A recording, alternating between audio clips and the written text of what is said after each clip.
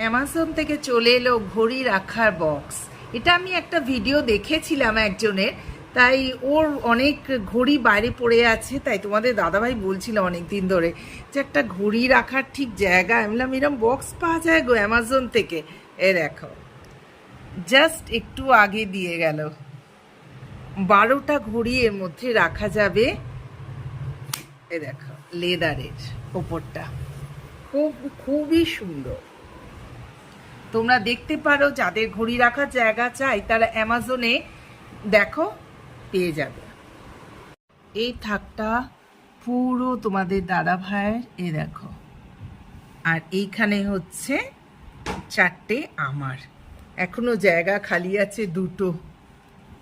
দারুণ লাগছে না? চলো বন্ধ করে দিই।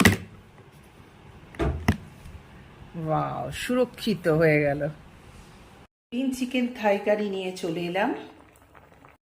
গুড মর্নিং বন্ধুরা, শুভ সকাল। কাবেরী জীবন কথায় আপনাদের স্বাগত।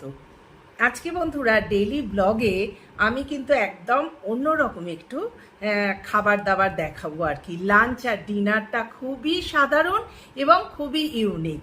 তো সঙ্গে থাকবেন আশা করি, কারণ আপনারা সঙ্গে থাকেন। প্রচুর প্রচুর বন্ধু আমার পাশে আছে, আমাকে সাপোর্ট করছে, আমার ভীষণ ভালো লাগছে। এইভাবেই কাবেরী জীবন কথার পাশে আপনারা থাকবেন। তাছাড়া আর একটা কথা বলি যে কাবেরী ম্যাজিক চ্যানেল যেটা খুলেছি, রান্নার ম্যাজিক চ্যানেল, সেখানেও আশা করি আপনারা যারা এখানে আমাকে সাপোর্ট করেছেন তারা আমাকে সাপোর্ট করবেন। ঘেমে চান করে গেছি, তাই পাখার তলায় এসে বসেছি। সবজিটা আগে কেটে নিয়েছি। তো তোমাদের দেখাই কি আজকে বানাবো। বাপরে, ফ্যানটাও দেখছি আসতে। চলো আজকে এখান থেকে ভিডিওটা স্টার্ট করি। পুরোটা দেখবে সব বন্ধুরা, কেউ কিন্তু স্কিপ করে দেবেন না। যারা নতুন বন্ধু আছো, যারা আমার চ্যানেলটা সাবস্ক্রাইব করোনি, তাদের বলছি কাবেরী জীবন কথাকে সাবস্ক্রাইব করে পাশে থেকো বন্ধুরা। সাপোর্ট করো বেশি বেশি করে। প্রচণ্ড গরম পড়ে গেছে গো। চলো রান্নাঘরে আবার যাই। ব্রেকফাস্ট নিয়ে যথারীতি বসে গেলাম। ঘড়িতে এখন বাজে 10:30। ব্রেড, একটা ডিম সেদ্ধ, আর কালকে মুসুর ডাল ছিল জানো, পাউরুটি দিয়ে খাওয়া বলে গরম করে নিলাম। এই হচ্ছে আজকে আমার ব্রেকফাস্ট। এগিয়ে নিয়ে যাই, ব্লগটা দেখতে থেকো। আসলে এটা তো ফ্ল্যাট বাড়ি না, যেহেতু আমাদের নিজের তো বাড়ি নয়। যাই হোক, এইভাবে ছোট্ট করে সাজিয়ে রেখেছি জিনিসগুলো। এর গাটাও পরিষ্কার করে নিয়েছি, এটারও হয়ে গেছে আর এটারও হয়ে গেছে। এবার অন্য কাজে চলে যাই। এই গাছটা আবার ছোট্ট একটা ফুল ফুটেছে। চলে এলাম রান্নাঘরে বন্ধুরা। এবার আমি বানাবো থাই চিকেন কারি। তার জন্য কি কি লাগছে দেখো। গ্রিন কারি পেস্টটা লাগছে, লাল লঙ্কা নিয়ে নিয়েছি অনেকগুলো, সঙ্গে রয়েছে নারকোলের দুধ, এটা কিন্তু মাস্ট একদম। আর নিয়ে নিয়েছি 250 মতো চিকেন, আর দেবো এর সাথে পেঁয়াজ, আলু আর বেগুন টুকরো করে। চলো স্টার্ট করে দিই। কড়া গরম হয়ে যাওয়ার পর আমি পেস্টটা দিয়ে ভালো করে গ্যাসটা একটু সিম করে দিয়ে নাড়াচাড়া করতে থাকবো।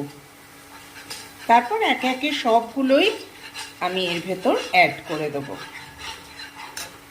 অ্যাড করলাম সামান্য একটুখানি নারকোলের দুধ অ্যাড করে দেখো ভালো করে এটাকে আমি পেস্ট বানিয়ে নিলাম।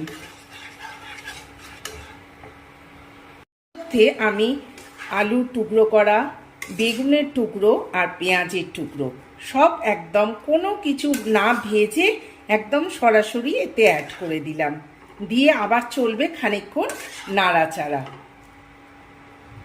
দিলাম ধুয়ে রাখা চিকেনের টুকরোগুলো, আবার সেই মিক্স করতে স্টার্ট করে দিলাম। কিছুক্ষণ মিক্স করার পর এতে দিয়ে দেবো আমি নারকোলের দুধ। একটু নাড়াচাড়ার পর এই দেখো নারকোলের দুধটা আমি একটু বাটিতে ঢেলে নিয়েছি। অল্প অল্প করে মেশাতে থাকবো আর কষতে থাকবো।